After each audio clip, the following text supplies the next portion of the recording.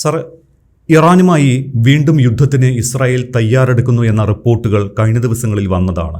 ഒറ്റയ്ക്കാണെങ്കിലും ശരി, ഇറാനെതിരെ ശക്തമായ ആക്രമണം നടത്താൻ ഇസ്രായേൽ ഒരുങ്ങുന്നുവെന്നാണ് വിദേശ മാധ്യമങ്ങളിലെല്ലാം വന്ന വാർത്തകൾ. കഴിഞ്ഞ ദിവസം നെതന്യാഹു പറഞ്ഞ ഒരു കാര്യമുണ്ട്. അതായത് ഇസ്രായേലിൻ്റെ സുരക്ഷയ്ക്കായി എന്ത് ചെയ്യണമോ അത് ചെയ്യുന്നുണ്ട്, ആവശ്യമുള്ളപ്പോൾ ഏറ്റവും അടുത്ത സുഹൃത്തുക്കളെ പോലും എതിർത്ത് നിൽക്കാനുള്ള കരുത്തും ഞങ്ങൾക്കുണ്ട് എന്നിങ്ങനെയുള്ള കാര്യങ്ങൾ അദ്ദേഹം പറഞ്ഞിട്ടുണ്ട്. അതിൽ ഒരു കാര്യം ശ്രദ്ധിക്കേണ്ടത്, താൻ പ്രധാനമന്ത്രിയായി തുടർന്നാൽ മാത്രമേ ഇറാനെ പ്രതിരോധിക്കാൻ കഴിയൂ എന്ന ഒരു ധ്വനി കൂടി നെതന്യാഹു പറഞ്ഞതിലുണ്ട്. കൂടാതെ താൻ പ്രധാനമന്ത്രിയായി ഇരിക്കുന്നിടത്തോളം ഫലസ്തീൻ രാഷ്ട്രം ഉണ്ടാകില്ല എന്നുകൂടി നെതന്യാഹു പറഞ്ഞു വെച്ചിട്ടുണ്ട്. ട്രംപ് നെതന്യാഹു ഭിന്നത കൂടുതൽ നീക്കുന്നതാണോ ഇതെല്ലാം? ഒപ്പം ഇത്തവണ നെതന്യാഹു ട്രംപിനെ കണ്ടപ്പോൾ വീണ്ടും ഇറാനിൽ അമേരിക്ക വലിയ ആക്രമണം നടത്തുമെന്നാണ് എല്ലാവരും കരുതിയത്. അതുണ്ടായിട്ടുമില്ല. പകരം ഇസ്രായേൽ ഒറ്റയ്ക്ക് യുദ്ധത്തിന് പോകുന്നു എന്ന് പറയപ്പെടുന്നു. ഇത് നെതന്യാഹുവിനെ മുന്നിൽ നിർത്തി ട്രംപിൻ്റെ പദ്ധതിയാകുമോ? എങ്ങനെയാണ് നെതന്യാഹുവിൻ്റെ നീക്കങ്ങളെ വായിച്ചെടുക്കേണ്ടത്? ഇസ്രായേലി പ്രധാനമന്ത്രി ബെഞ്ചമിൻ നെതന്യാഹുവിലേക്കാണ് എല്ലാ കണ്ണുകളും ഇപ്പോൾ നീങ്ങുന്നത്. എന്താവും അദ്ദേഹത്തിന്റെ അടുത്ത നീക്കം? മാധ്യമങ്ങൾ പ്രചരിപ്പിക്കുന്നത് പോലെ ട്രംപും നെതന്യാഹുവും തമ്മിലുള്ള ഒരു വൈജാത്യം, ഡിഫറൻസ് ഓഫ് ഒപ്പീനിയൻ, അത് ഉണ്ടോ? അതോ അത് വെറും ഒരു കള്ളക്കളിയാണോ? അതൊരു പുകമറ സൃഷ്ടിക്കലാണോ? ഇത് ന്യായമായ ഒരു സംശയമാണ്. ട്രംപിന്റെ പിന്തുണ ഇല്ലാതെ നെതന്യാഹുവിന് ഏത് അറ്റം വരെ പോകാൻ കഴിയും? എത്രത്തോളം മുന്നോട്ട് പോകാൻ കഴിയും? ന്യായമായ മറ്റൊരു ചോദ്യമാണ്. എക്കാലത്തും ഇസ്രായേൽ പിടിച്ചു നിന്നത് അമേരിക്കയിൽ നിന്ന് വെള്ളിയേട്ടന്റെ കലവറയില്ലാത്ത പിന്തുണയിലാണ്. കാരണം എവിടെയെല്ലാം അബദ്ധത്തിൽ ചാടിയോ, ഏതെല്ലാം യുദ്ധത്തിൽ ചെന്നുപെട്ടോ, അപ്പോഴെല്ലാം അമേരിക്ക എന്ന ഫിക്സ്ഡ് ഡെപ്പോസിറ്റ് കൈവശമുള്ളത് കൊണ്ടാണ് ഇസ്രായേലിന് മുന്നോട്ട് പോകാൻ കഴിഞ്ഞത്. ഇറാനുമായി യുദ്ധത്തിലും ചില നേട്ടങ്ങളെങ്കിലും ഇസ്രായേലിനെ കുറച്ചെങ്കിലും കൈവരിക്കാൻ കഴിഞ്ഞത്, അല്ലെങ്കിൽ ആക്രമണത്തെ പ്രതിരോധിക്കാൻ കഴിഞ്ഞത് അമേരിക്കൻ കപ്പലുകൾ ഉൾപ്പെടെ മെഡിറ്ററേനിയൻ കടലിൽ നിന്നും ഇറാനിൽ നിന്നും വന്ന മിസൈലുകൾ തടുത്തിടാൻ കഴിഞ്ഞത് കൊണ്ടാണ്. അമേരിക്ക നൽകിയ എയർ ഡിഫൻസ് സിസ്റ്റം, ഈ ആരോ സിസ്റ്റം, അല്ലെങ്കിൽ ഡേവിഡ് സ്ലിംഗ്, അതും അല്ലെങ്കിൽ മൊത്തത്തിൽ പറയുന്ന അയൺ ഡോം എന്ന് പറയുന്ന സംവിധാനം ഇസ്രായേലിന്റെ കരുത്താണ്, സംശയമില്ല. പക്ഷേ അമേരിക്ക കൂടിച്ചേർന്നാണ് ഇസ്രായേലിനെ ഇറാനിൽ നിന്നും, ഇറാന്റെ വ്യോമാക്രമണത്തിൽ നിന്നും, അല്ലെങ്കിൽ മിസൈൽ ഡ്രോൺ ആക്രമണത്തിൽ നിന്നും സംരക്ഷിച്ച് നിർത്തിയത് എന്നതാണ് യാഥാർത്ഥ്യം. ഇപ്പോഴിതാ ഇറാനെ തകർക്കാനായി ഇസ്രായേൽ ഒറ്റയ്ക്ക് നീങ്ങുന്നു എന്ന പ്രതീതിയാണ് ഉണ്ടാവുന്നത്. ഇതൊരു പ്രതീതി മാത്രമാണ്. അങ്ങനെ സംഭവിക്കുമോ എന്ന് കൃത്യമായി പറയാനാവില്ല. ട്രംപും നെതന്യാഹു തമ്മിൽ വലിയ രീതിയിലുള്ള വാഗ്വാദം നടന്നതായി റിപ്പോർട്ടുണ്ട്. പല ആവർത്തി മാധ്യമങ്ങൾ അത് കൈകാര്യം ചെയ്തതാണ്. ഒരിക്കൽ മാത്രമല്ല, പല ആവർത്തി ഈ തർക്കങ്ങൾ ഉണ്ടായി. ഇപ്പോൾ ഏറ്റവും അവസാനം ഇസ്രായേലി പ്രധാനമന്ത്രി അമേരിക്കയിൽ എത്തിയപ്പോഴും അത്ര സുഖകരമായിരുന്നില്ല. ഇസ്രായേലി പ്രധാനമന്ത്രിക്ക് അമേരിക്കയെ യുദ്ധത്തിൽ ഉറപ്പിച്ചു നിർത്താൻ കഴിഞ്ഞില്ല എന്ന ഒരു നിരീക്ഷണമുള്ളത് മാത്രമല്ല, അമേരിക്കയിൽ തെരഞ്ഞെടുപ്പ് വരുമ്പോൾ എങ്ങനെയെങ്കിലും തലയുയരണമെങ്കിൽ ഈ യുദ്ധത്തിൽ നിന്നും, ഇറാൻ യുദ്ധത്തിൽ നിന്നും അമേരിക്കയ്ക്ക് പിന്നാക്കം പോകേണ്ടതുണ്ട്. അമേരിക്കൻ ഇലക്ട്രേറ്റ് വളരെ പ്രധാനമാണ് ട്രംപിനും ഡെമോക്രാറ്റിക് പാർട്ടിക്കും റിപ്പബ്ലിക്കൻ പാർട്ടിക്കും ഒക്കെ. അതുകൊണ്ടാണ് ഒരുപക്ഷെ ഇസ്രായേലിന്റെ സമ്മർദ്ദം മുൻപേ പോലെ ഫലിക്കുന്നില്ല എന്ന നിഗമനത്തിൽ എത്തി നിൽക്കുന്നത്. അതൊരു കാര്യം. പക്ഷെ ഇപ്പോഴാണ് എന്നോട് ചോദിച്ച ചോദ്യത്തിലേക്ക് ഞാൻ വരികയാണ്. ഇസ്രായേൽ പ്രധാനമന്ത്രി 2-3 കാര്യങ്ങൾ പറഞ്ഞു വെച്ചു. ആരുടെയും സഹായമില്ല എങ്കിലും തങ്ങൾക്ക് ആക്രമണം നടത്താനുള്ള ശക്തി ഉണ്ട്, അത് തങ്ങൾ വേണ്ടി വന്നാൽ പ്രയോഗിക്കും. അതായത് അമേരിക്കയെ കണ്ടുകൊണ്ടല്ല ഇസ്രായേൽ ഇനി മുന്നോട്ട് പോകുന്നത്. വേണ്ടി വന്നാൽ ഒറ്റയ്ക്ക് ഇറാനെ തകർക്കാനായി തങ്ങൾ മുന്നിട്ടിറങ്ങും. ഇതാണ് ഒരു പ്രസ്താവന. 2, കുറച്ചുകൂടി കടന്ന കൈയാണ്. അപ്പോൾ അമേരിക്കയുമായി ചരിത്രപരമായ ഒരു ബന്ധമുണ്ടല്ലോ. ഈ ബന്ധമൊക്കെ പലപ്പോഴും തങ്ങളുടെ സുരക്ഷയ്ക്കൊരു ബാധ്യതയാകാതെ തങ്ങൾ നോക്കും. തങ്ങളുടെ സുരക്ഷയ്ക്ക് ആ ബന്ധം എന്നും തടലായിരുന്നു എന്നത് വിസ്മരിച്ചുകൊണ്ടാണ് ഇപ്പോൾ ആ ബന്ധം ഒരു പ്രതിബന്ധമാവില്ല, തങ്ങൾ ഏകപക്ഷീയമായി കാര്യങ്ങൾ ചെയ്യും എന്നതാണ്. തങ്ങൾക്ക് സുരക്ഷ നൽകാൻ, ഇസ്രായേലിന് സുരക്ഷ നൽകാൻ, ജൂത സമൂഹത്തിന് സുരക്ഷ നൽകാൻ തനിക്ക് മാത്രമേ കഴിയൂ. ഇത് ഇലക്ട്രേറ്റിനോടുള്ള ഒരു പ്രഖ്യാപനമാണ്. Benjamin Netanyahu wants to be the prime minister once again. അതെങ്ങനെങ്കിലും സാധിക്കണമെങ്കിൽ ഇപ്പോൾ അതിനെതിരെ വലിയ സഖ്യമാണ് രൂപപ്പെട്ടു വന്നിരിക്കുന്നത്. ആ സഖ്യത്തിന് ഒരുപക്ഷെ വിജയിച്ചു വരാൻ കഴിയും എന്നതുകൊണ്ട് ആ സഖ്യവും വളരെ റാഡിക്കൽ സഖ്യം തന്നെയാണ്. കാരണം ഇറാനെ തകർക്കണം എന്ന് തന്നെ ചിന്തിക്കുന്ന ഒരു വിഭാഗം ആളുകളാണ്. ഒരു രീതിയിലും ഒരു സന്ധി വേണ്ട, ഇനി ഖത്തറിനെ പോലും വിശ്വസിക്കാൻ പാടില്ല എന്ന രീതിയിൽ ചിന്തിക്കുന്ന ആളുകൾ അടങ്ങുന്ന സഖ്യമാണ്. കാരണം തീവ്ര വലതുപക്ഷ കക്ഷികൾ എവിടെ നിന്നാലും അവരെ സംബന്ധിച്ചിടത്തോളം സമാധാനം അവർ ആഗ്രഹിക്കുന്നില്ല, പെർമനന്റ് യുദ്ധത്തിലാണ്. പക്ഷേ നെതന്യാഹു പറയുന്നു തനിക്ക് മാത്രമേ ഇസ്രയേലിൽ സമാധാനം കൊണ്ടുവരാൻ കഴിയൂ, ഇസ്രയേലിനെ ഡിഫെൻഡ് ചെയ്യാൻ കഴിയൂ, അറബ് രാജ്യങ്ങളിൽ നിന്നും ഇറാനിൽ നിന്നും തനിക്ക് മാത്രമേ ഡിഫെൻഡ് ചെയ്യാൻ കഴിയൂ. അതൊരു തെരഞ്ഞെടുപ്പ് പ്രചരണ മുദ്രാവാക്യമായി വേണമെങ്കിൽ കരുതാവുന്നതേ ഉള്ളൂ. അത് മാത്രമല്ല ഒരുറപ്പ് കൂടി ഇസ്രയേലി ജനതയ്ക്ക് ബെഞ്ചമിൻ നെതന്യാഹു കൊടുത്തിട്ടുണ്ട്. പാലസ്റ്റീൻ വിഷയത്തിൽ ഒരു നീക്കുപോക്കും ഉണ്ടാവില്ല. ട്രംപിന്റെ ഈ പീസ് പ്ലാനൊക്കെ അവിടെ നിൽക്കും. പക്ഷേ സ്വതന്ത്ര പരമാധികാര പലസ്തീൻ ഒരിക്കലും, താൻ പ്രധാനമന്ത്രി ആയിരിക്കുന്നിടത്തോളം കാലം ഇസ്രയേൽ ഒരിക്കലും സ്വതന്ത്ര പലസ്തീൻ പ്രഖ്യാപനത്തിൽ ഒപ്പിടില്ല. ഒരു നീക്കുപോക്കും അക്കാര്യത്തിൽ ഉണ്ടാവില്ല. അപ്പോൾ ട്രംപിന്റെ ബോർഡ് ഓഫീസൊക്കെ ഇവിടെ നിൽക്കുന്നു. 15 നിർദ്ദേശങ്ങളാണ് മുന്നോട്ട് വെച്ചിട്ടുള്ളത്. ഗാസ സമാധാന പദ്ധതി എന്ന രൂപത്തിൽ അന്താരാഷ്ട്ര ഒരു മേൽനോട്ടത്തിൽ കാര്യങ്ങൾ നടക്കുന്നു. ഈ ഹമാസിന്റെ നിരായുധീകരണം കൊണ്ട് ഇസ്രായേൽ പറയുന്നു സാധ്യമല്ല. ഹമാസ് പൂർണ്ണമായി നിരായുധീകരിക്കപ്പെടാതെ ഇസ്രായേലി സൈന്യങ്ങളെ ഗാസയുടെ മണ്ണിൽ നിന്നും പിൻവലിക്കാൻ തയ്യാറല്ല. 60% ഗാസയുടെ മണ്ണിൽ ഇപ്പോഴും ഇസ്രായേലി സൈനിക സാന്നിധ്യമുണ്ട്. അത് പിൻവലിക്കാൻ തയ്യാറല്ല എന്ന് ബെഞ്ചമിൻ നെതന്യാഹു ശക്തമായി പറയുകയാണ്. അപ്പൊ ഇതെല്ലാം ചേർത്ത് വായിക്കുമ്പോൾ ഇസ്രായേൽ സമാധാനം ആഗ്രഹിക്കുന്നില്ല, പാലസ്തീനുമായി സഹായം അല്ലെങ്കിൽ സഹകരണം ആഗ്രഹിക്കുന്നില്ല, പലസ്തീൻ സ്വന്തമാക്കാൻ ആഗ്രഹിക്കുന്നില്ല, ഇറാനുമായി വിട്ടുവീഴ്ച ചെയ്യാനോ സന്ധി ചെയ്യാനോ ഇസ്രായേൽ തയ്യാറാവുന്നില്ല. അത് മാത്രമല്ല കണ്ടീഷൻ വെച്ചിരിക്കുകയാണ്. ഇസ്രായേലിന്റെ നേരെ നടക്കുന്ന ഹിസ്ബുള്ളയുടെയും ഹമാസിന്റെയും ഹൂതികളുടെയും ആക്രമണം ഇറാൻ ഇൻസ്റ്റിഗേറ്റഡ് ആണ് എന്നാണ് ഇസ്രായേൽ പറയുന്നതായിരിക്കാം. പക്ഷേ അത് അവസാനിപ്പിക്കണം എന്ന് പറഞ്ഞാൽ ആരാദ്യം അവസാനിപ്പിക്കും? ഇതാണ് ചോദ്യം. അപ്പം ഹമാസ് പറയുന്നത് ഇസ്രായേലി സേന ഗാസയുടെ മണ്ണിൽ നിന്നും പൂർണ്ണമായി പിൻവാങ്ങിയെങ്കിൽ മാത്രമേ തങ്ങൾ ആയുധങ്ങൾ അടിയറ വയ്ക്കൂ.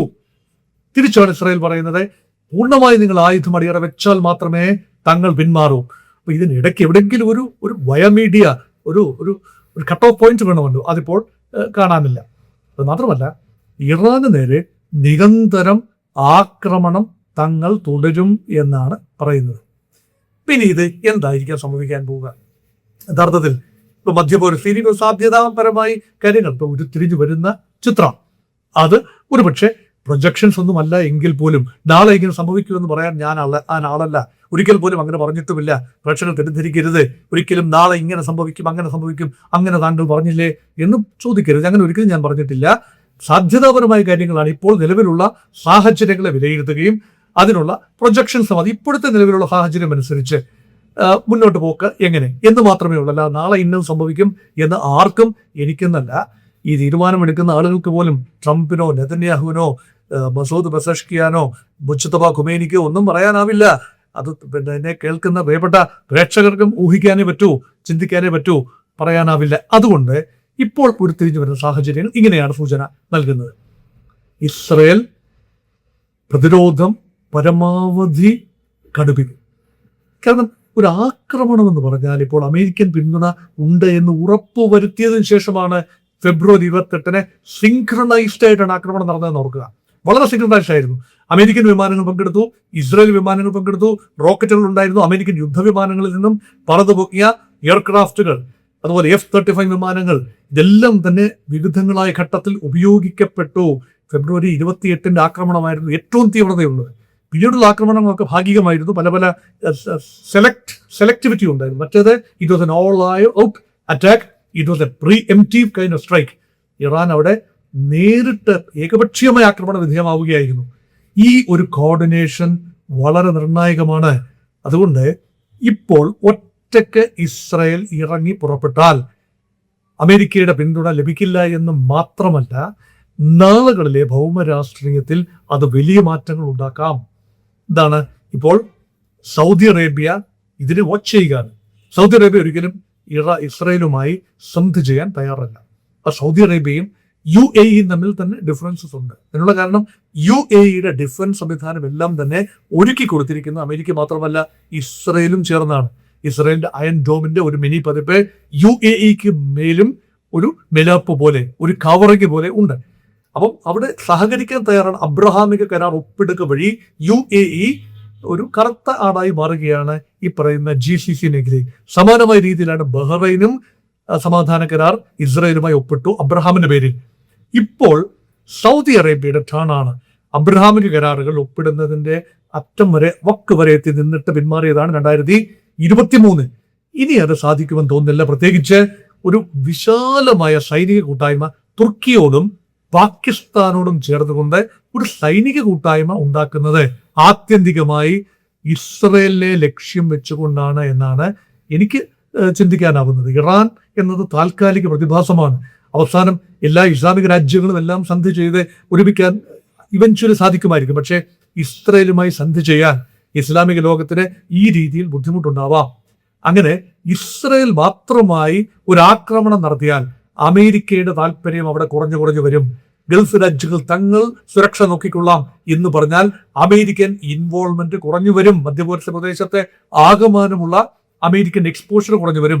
ഒരു ഗൾഫ് രാജ്യവും ആത്യന്തികമായി അമേരിക്കൻ താവളങ്ങൾ അവിടെ തങ്ങളുടെ ഭൂമിയിൽ നിലനിൽക്കണമെന്ന് ആഗ്രഹിക്കില്ല. അത് കാരണമാണ് ഇറാനിൽ നിന്ന് നിരന്തരമായ ആക്രമണം ഉണ്ടാകുന്നത്. സന്ധി ചെയ്താലും ഒരു കരാർ ഒപ്പിട്ടാലും ഹോർമൂസ് തുറന്നാലും ഭാവിയിലും ഇറാനിൽ നിന്നും ആക്രമണം ഉണ്ടാകാം അമേരിക്കൻ താവളങ്ങൾ ഉള്ളിടത്തോളം കാലം. അതുകൊണ്ട് അവരവരുടേതായ രീതിയിൽ ഇസ്ലാമിക രാജ്യങ്ങളെല്ലാം ഒത്തുചേർന്നുകൊണ്ട് നിലവിൽ സുന്നി രാജ്യങ്ങളാണ് ആത്യന്തികമായി ഇറാനുമായി ഉൾപ്പെടെ സന്ധി ചെയ്ത് അവരുടെ ഇടയിൽ തന്നെ ഇസ്ലാമിക ലോകത്ത് തന്നെ ഒരു ശാന്തതയും സന്ധിയും അങ്ങനെ സംഭവിക്കും എന്ന് കരുതാനാണ് ഞാൻ താല്പര്യപ്പെടുന്നത്. കാരണം അതാണ് അതിന്റെ ലോജിക്. ഒരു സിവിലൈസേഷണൽ യുദ്ധമായി ആത്യന്തികമായി ഇത് പരിണമിക്കുമ്പോൾ ഒരു പാശ്ചാത്യ ശക്തിക്ക്, അതും അറ്റ്ലാന്റിക്കിന് പടിഞ്ഞാറ് കിടക്കുന്ന ഒരു അന്യ സംസ്കാരത്തിന് അവിടെ എന്ത് കാര്യം എന്ന ചോദ്യം നിരന്തരമായി ഇറാനുള്ളിൽ നിന്ന് ചോദിക്കും, സൗദിക്കുള്ളിൽ നിന്ന് ചോദിക്കും, UAE നിന്നുകൊണ്ട് ചോദിക്കും, ഈജിപ്തിൽ നിന്നുകൊണ്ട് ചോദിക്കും. സമസ്ത ഇസ്ലാമിക ലോകത്തും ഈ ചോദ്യം മുഴങ്ങിക്കേൾക്കും. ഭരണകൂടങ്ങൾക്ക് ഈ ഒരു സമ്മർദ്ദത്തെ നേരിടാൻ ബുദ്ധിമുട്ടുണ്ടാവാം.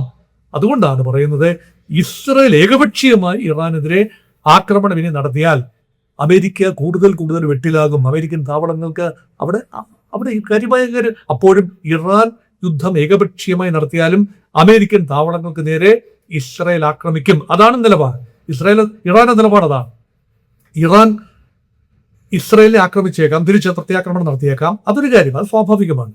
പക്ഷേ അമേരിക്കൻ താവളങ്ങൾക്ക് നേരെയും വീണ്ടും ആക്രമണം നടക്കും. അപ്പോൾ യുദ്ധം അവസാനിപ്പിക്കുന്നത് എങ്ങനെ? അതുകൊണ്ട് അമേരിക്കയ്ക്ക് തന്നെ നിർബന്ധപൂർവം ഇസ്രയേലിനോട് പറയേണ്ടി വരും, അരുത്, നിർത്തൂ, ഇനി ഈ സാഹസത്തിന് ഞങ്ങൾ കൂട്ടില്ല. അത് മാത്രമല്ല, ഞങ്ങൾ തമ്മിലുള്ള ബന്ധം ദീർഘകാലമായ ബന്ധമാണ്, വളരെ ജൈവികമായ ബന്ധം കൂടിയാണ്. കാരണം ഇസ്രായേലിലുള്ള ജൂത ജനസംഖ്യ തന്നെ 70 ലക്ഷത്തോളം വരും. ഇതിന് അത്രയും തന്നെ ജൂത ജനസംഖ്യ അമേരിക്കയിലുമുണ്ട്. അമേരിക്കൻ തീരുമാനമെടുക്കൽ പ്രക്രിയയെ സ്വാധീനിക്കുന്നത് ജൂത ലോബിയാണ്. ജൂത ലോബിയുടെ സ്വാധീനങ്ങൾക്ക് എപ്പോഴും വഴിപ്പെട്ടിരുന്നു അമേരിക്ക. പക്ഷെ ഇനി അത് മാറി ചിന്തിക്കാൻ ഒരിക്കലെങ്കിലും അമേരിക്ക തയ്യാറായാൽ അത് റിപ്പബ്ലിക്കൻസും ഡെമോക്രാറ്റ്സും തയ്യാറാകാൻ സാധ്യതയുണ്ട്. കാരണം അമേരിക്കയുടെ താല്പര്യം തന്നെയാണ് ആത്യന്തികമായി അവിടെ വരേണ്ടത്, ഇസ്രായേലിന്റെ താല്പര്യങ്ങളല്ല. അമേരിക്കയുടെ താല്പര്യങ്ങൾ ഇസ്രായേലിന്റെ സ്വാധീനത്താൽ ഭഞ്ചിക്കപ്പെടുന്നു അല്ലെങ്കിൽ ലംഘിക്കപ്പെടുന്നു എന്ന് വന്നാൽ അമേരിക്ക മാറി ചിന്തിച്ചാൽ പിന്നെ ഇസ്രായേൽ ഇല്ല എന്നതാണ്. ആണവ രാജ്യമൊക്കെ ഉണ്ട്, പക്ഷെ ആണവ ആയുധങ്ങൾ അങ്ങനെ ഉപയോഗിക്കാൻ പറ്റുന്നതാണോ ഇസ്രായേലിന്റെ കൈവശം? ആണവായുധങ്ങളുണ്ട്, അത് എവിടെയെല്ലാം ചെന്നിടാൻ പറ്റും. അറബി ഇസ്ലാമിക ലോകം വിശാലമായി നീണ്ടു കിടക്കുകയാണ്. പിന്നീടുള്ളത് നോൺ അറബ് രാജ്യമായ ഇറാനും പാകിസ്ഥാനും ഒക്കെയാണ്. അതിൽ തന്നെ പാകിസ്ഥാൻ ആണവ രാജ്യമാണ് എന്ന് ഓർക്കുക. ഇതെല്ലാം നോക്കുമ്പോൾ തുർക്കി വലിയ സൈനിക ശക്തിയാണ്. ഈ രാജ്യങ്ങളെല്ലാം ഉള്ളപ്പോൾ അപ്പോൾ ഇസ്രായേൽ വേണമെങ്കിൽ പറയാം മുൻപ് എത്രയോ യുദ്ധങ്ങളിൽ 1948 രൂപീകരണ സമയത്ത്, പിന്നീട് 1956, പിന്നീട് 1963, പിന്നീട് 1967 ഇതെല്ലാം യുദ്ധങ്ങൾ സംഭവിച്ചിട്ടുണ്ട്. ഈ യുദ്ധം 71 ഒക്കെ യുദ്ധമുണ്ട്, 73 ഒക്കെ യുദ്ധങ്ങൾ സംഭവിച്ചു. ഈ യുദ്ധങ്ങളിലെല്ലാം തന്നെ ഇസ്രായേൽ പിടിച്ചു നിൽക്കാൻ കഴിഞ്ഞു. 67 യുദ്ധത്തിലൊക്കെ സമ്പൂർണമായ വിജയം അറബി ശക്തികൾക്കെതിരെ 6 or 7 അറബ് രാജ്യങ്ങൾ ഒരുമിച്ച് നിന്ന് പോരാടിയിട്ടും ഇസ്രായേൽ വിജയിക്കാൻ കഴിഞ്ഞത് അമേരിക്ക നൽകിയ കലവറയില്ലാത്ത പിന്തുണയാണ്. ഇപ്രാവശ്യം അതുണ്ടാവില്ല എന്നാണ് അവസ്ഥയെങ്കിൽ ഇസ്രായേലിനും മാറി ചിന്തിക്കേണ്ടി വരും. ജൂതരാജ്യം ഈ ഭൂമുഖത്തെ നിലനിൽക്കണമെങ്കിൽ സ്വതന്ത്ര പരമാധികാര പലസ്തീൻ അംഗീകരിച്ചുകൊണ്ട് ഒരു സന്ധിക്ക് തയ്യാറായാൽ അറബ് രാജ്യങ്ങൾ, ഇനി അബ്രഹാമി കരാറൊന്നും ഇല്ല എങ്കിൽ തന്നെ ഇസ്രായേലിനെ അംഗീകരിക്കാൻ പിന്നെ അറബ് രാജ്യങ്ങൾക്ക് ബുദ്ധിമുട്ടുണ്ടാകുമെന്ന് തോന്നുന്നില്ല. കാരണം ഇസ്രായേലിനെ ആത്യന്തികമായി ശത്രു രാജ്യമായി കരുതേണ്ട ആവശ്യം അറബ് രാജ്യങ്ങൾക്കും ഇല്ലല്ലോ, ഇറാനും ഇല്ലല്ലോ. അതുകൊണ്ട് അവിടെയൊക്കെ സന്ധി ചെയ്യാൻ വിസമ്മതിക്കുന്നതിന്റെ അടിസ്ഥാനം അമേരിക്കയാണ്. ആത്യന്തികമായി അമേരിക്ക പുറത്തേക്കുള്ള വഴിയിലാണ്, ഇപ്പോഴെങ്ങുമല്ല. ദയവായി പ്രേക്ഷകർ ചിന്തിക്കരുത് ഇതോടെ അമേരിക്ക പുറത്തേക്ക് പോകുന്നു. അങ്ങനെയല്ല. ഘട്ടം ഘട്ടമായി അമേരിക്കയ്ക്ക് ആ പ്രദേശത്തെ എക്സ്പോഷർ കുറച്ചുകൊണ്ട് വരേണ്ടി വരും. കാരണം അമേരിക്കയുടെ തന്നെ കാര്യങ്ങൾ നോക്കേണ്ട ഒരവസ്ഥയുണ്ടാകും. ഇത് ഒരു ധനനഷ്ടമാണ്. ഒരു രീതിയിൽ പറഞ്ഞാൽ ആയുധങ്ങൾ വിൽക്കാനുള്ള വിപണിയായി കുറച്ചു കാലം നമുക്ക് മുന്നോട്ട് പോകും ഈ യുദ്ധം. എല്ലാ രാജ്യങ്ങളും അമേരിക്കൻ ആയുധങ്ങൾ വാങ്ങും. കുറെ കഴിഞ്ഞാൽ ഇതിന്റെ പൊള്ളത്തരം മനസ്സിലാക്കാൻ ആറത് ലോകത്തിന് കഴിഞ്ഞാൽ അവർ ആയുധങ്ങൾക്ക് വേണ്ടി അത്രയധികം തുക ചെലവഴിക്കേണ്ടതില്ല. നയതന്ത്രത്തിനുള്ള സാധ്യത കൊടുക്കും. യുദ്ധത്തിനല്ല, പക്ഷേ give peace a chance, give diplomacy a chance എന്ന നിലയിലേക്ക് ഈ രാജ്യങ്ങളെല്ലാം, ഇസ്രയേലും ഇറാനും സൗദിയും ഉൾപ്പെടെയുള്ള മേഖലാ രാജ്യങ്ങൾ അവരവർ തമ്മിലുള്ള നയതന്ത്രത്തിലേക്ക് നീങ്ങിയാൽ അമേരിക്കയ്ക്ക് എന്ത് കാര്യം? അതുകൊണ്ട് ഇതൊക്കെ ഇസ്രയേലിനും അറിയാം. ഇസ്രയേൽ നിലനിൽക്കുക എന്നതാണ് ഇപ്പോൾ പരമാവധി. ഇപ്പോഴത്തെ ഈ നിമിഷത്തെ ഒരു ഘട്ടം എന്താണ്? ഇപ്പോൾ ഏതാണ്ട് ഇറാനിൽ വലിയ പ്രഹരം അമേരിക്ക ഏൽപ്പിച്ചു കഴിഞ്ഞു. അതുകൊണ്ട് ആണവ വിഷയം ഇനി പൊന്തി വരാതിരിക്കാൻ ഒരു കരാർ ഒരുപക്ഷെ ഉണ്ടാവില്ല എന്ന് ഇസ്രയേൽ കണക്ക് കൂട്ടുന്നു. കരാർ ഉണ്ടാവില്ലായിരിക്കാം. അത്ര എളുപ്പമല്ല ഇനി കരാർ ഉണ്ടാകാൻ. കാരണം ഈ ഹോർമൂസ് തുറക്കുന്നത് പോലും ഇപ്പോഴും സാധ്യമല്ലാത്ത ഘട്ടത്തിൽ കരാർ ഉണ്ടാകാൻ അത്ര എളുപ്പമല്ല. അങ്ങനെയെങ്കിൽ one final push towards Fordow, Isfahan, Natanz, ഈ ആണവ നിലയങ്ങൾക്ക് നേരെ വലിയ തോതിലുള്ള ഒരു സ്ട്രൈക്ക് ഇസ്രയേൽ ഒരുപക്ഷെ പ്ലാൻ ചെയ്തുണ്ടാവാം. അത് ഏകപക്ഷീയത തന്നെയാണ്. അമേരിക്കൻ വിമാനങ്ങൾ ഒരുപക്ഷെ B-2 ബോംബേഴ്സ്, മുൻപത്തേതുപോലെ ബങ്കർ ബസ്റ്റർ ബോംബറുകൾ ഉണ്ടാവില്ല. കാരണം പക്ഷേ ഒരു കാര്യമുണ്ട്, B-2 ബോംബേഴ്സ് അമേരിക്കയ്ക്ക് മാത്രമേ ഉള്ളൂ, ഇസ്രയേൽ നൽകിയിട്ടില്ല. F-35 ഉണ്ടാവും. പക്ഷെ അത് മാത്രം പോരാ, ആഴത്തിൽ തുരന്നിറങ്ങി ആണവ നിലയങ്ങളിൽ വളരെ അത്യാഴങ്ങളിൽ, അതായത് ഈ മലനിരകളിൽ ഉൾപ്പെടെ മലനിരകളുടെ അടി സുരക്ഷിതമായ താവളങ്ങളിൽ ഒളിപ്പിച്ചു വെച്ചിരിക്കുന്ന സമ്പുഷ്ടീകരിച്ച യുറേനിയം അല്ലെങ്കിൽ ആണവ ഫിസൈൽ മെറ്റീരിയൽ അല്ലെങ്കിൽ അതിന്റെ നിർമ്മാണ സാമഗ്രികൾ, ഘടകങ്ങൾ, യന്ത്രഭാഗങ്ങൾ, സെൻട്രിഫ്യൂജുകൾ ഇതെല്ലാം തന്നെ നശിപ്പിക്കണം എങ്കിൽ അമേരിക്ക തന്നെ വേണ്ടി വരും. അത് ഇസ്രായേൽ മാത്രം വിചാരിച്ചാൽ കഴിയില്ല. പക്ഷെ ഇറാന്റെ ആണവ പദ്ധതി ഒരു 10 വർഷത്തേക്ക് കൂടി പിന്നോട്ടടിക്കാൻ അല്ലെങ്കിൽ മാറ്റിവയ്പ്പിക്കാൻ ഒരുപക്ഷെ സാധിക്കും എന്നതായിരിക്കും ഇമ്മീഡിയറ്റ് പ്രോസ്പെക്ട്. അതുകൊണ്ടാണ് ബെഞ്ചമിൻ നെതന്യാഹു ഒക്ടോബറിൽ തെരഞ്ഞെടുപ്പിനെ നേരിടുമ്പോൾ എന്തെങ്കിലുമൊക്കെ ഒന്ന് പ്രോഗ്രസ് കാർഡിൽ കാണിക്കണമല്ലോ. തങ്ങൾ വലിയ പ്രഹരം ഇറാൻ ഏൽപ്പിച്ചു കഴിഞ്ഞു, അതുകൊണ്ട് ദയവായി എനിക്ക് വോട്ട് ചെയ്യൂ. ഞങ്ങൾ പാലസ്തീൻ വിഷയത്തിൽ വിട്ടുവീഴ്ചയില്ലാത്ത നിലപാടെടുത്തു. ട്രംപിനെ പോലും വെറുപ്പിച്ചുകൊണ്ട് ട്രംപിന്റെ സമാധാന പദ്ധതിയെ തങ്ങൾ, ബോർഡ് ഓഫ് പീസിനെ തങ്ങൾ എതിർത്തു. ഗാസ പൂർണ്ണമായി തങ്ങൾ സ്വതന്ത്രമാക്കിയില്ല, ഇപ്പോഴും തങ്ങളുടെ നിയന്ത്രണത്തിൽ തന്നെയാണ് എന്ന് മേനി നടിക്കാൻ ബെഞ്ചമിൻ നെതന്യാഹു ശ്രമിക്കും എന്ന് ഉറപ്പാണ്. പക്ഷെ അത് കഴിഞ്ഞാൽ യഥാർത്ഥത്തിൽ ഇസ്രയേലിന് അധികം ഈ ഘട്ടത്തിൽ മുന്നോട്ട് പോകാനാവില്ല. അമേരിക്ക തന്നെയാണ് ശരണം. അതുകൊണ്ട് without America Israel is A huge zero. Thank you.